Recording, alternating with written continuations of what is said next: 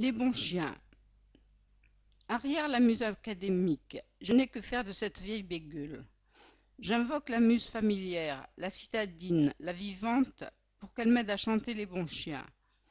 Les pauvres chiens, les chiens crottés, ceux-là que chacun écarte, comme pestiférés et pouilleux, excepté le pauvre, dont ils sont les associés, et le poète qui les regarde d'un œil fraternel. Fille du chien bellâtre, de ce phaque quadrupède, danois, king Charles, carlin ou gredin, si enchanté de lui-même qu'il s'élance indiscrètement dans les jambes ou sur les genoux du visiteur, comme s'il était sûr de plaire, turbulent comme un enfant, sot comme une lorette, quelquefois hargneux et insolent comme un domestique. Fille surtout de ces serpents à quatre pattes, frissonnants et désœuvrés, qu'on nomme levrettes, et qui ne logent même pas dans leur museau pointu assez de flair pour suivre la piste d'un ami, ni dans leur tête aplatie assez d'intelligence pour jouer au domino. À la niche, tous ces fatigants parasites. Qu'ils retournent à leur niche soyeuse et capitonnée. Je chante le chien crotté, le chien pauvre, le chien sans domicile, le chien flâneur, le chien saltimbanque, le chien dont l'instinct, comme celui du pauvre, du bohémien et de l'histrion, est merveilleusement aiguillonné par la nécessité. Cette si bonne mère, cette vraie patronne des intelligences. Je chante les chiens calamiteux, soit ceux qui errent solitaires dans les ravines sinueuses des immenses villes, soit ceux qui ont dit à l'homme abandonné avec des yeux clignotants et spirituels, prends-moi avec toi, et de nos deux misères nous ferons peut-être une espèce de bonheur. Où vont les chiens, dites-vous, hommes peu attentifs? Ils vont à leurs affaires. Rendez-vous d'affaires, rendez-vous d'amour.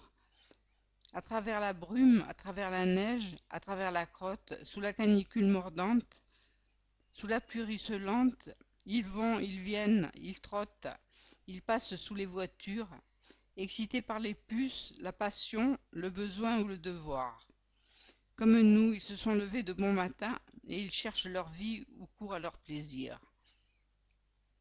Il y en a qui couchent dans une ruine de la banlieue et qui viennent chaque jour à leur heure fixe réclamer la sportule à la porte d'une cuisine du palais royal.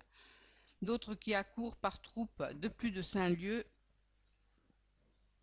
pour partager le repas que leur a préparé la charité de certaines pucelles sexagénaires dont le cœur inoccupé s'est donné aux bêtes parce que les hommes imbéciles n'en veulent plus.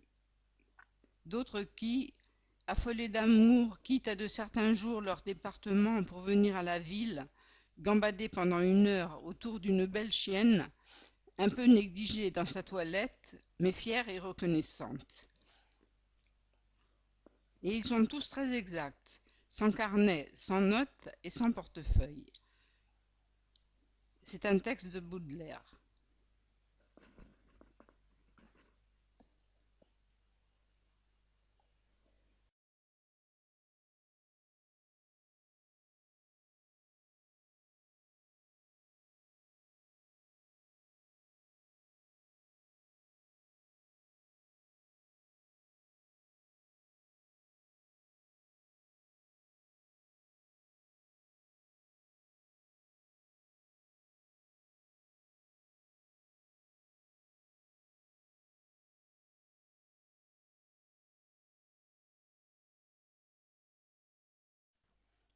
Un autre texte de Baudelaire. Le chien et le flacon. Mon beau chien, mon bon chien, mon cher toutou, approchez et venez respirer un excellent parfum acheté chez le meilleur parfumeur de la ville. Et le chien, en frétillant de la queue, ce qui est, je crois, chez ces pauvres êtres, le signe correspondant du rire et du sourire, s'approche et pose curieusement son nez humide sur le flacon débouché. Puis, reculant soudainement avec effroi, il aboie contre moi en manière de reproche. Ah, misérable chien, si je vous avais offert un paquet d'excréments, vous l'auriez flairé avec délice et peut-être dévoré. Ainsi, vous-même, indigne compagnon de ma triste vie, vous ressemblez au public à qui il ne faut jamais présenter des parfums délicats qui l'exaspèrent, mais des ordures soigneusement choisies.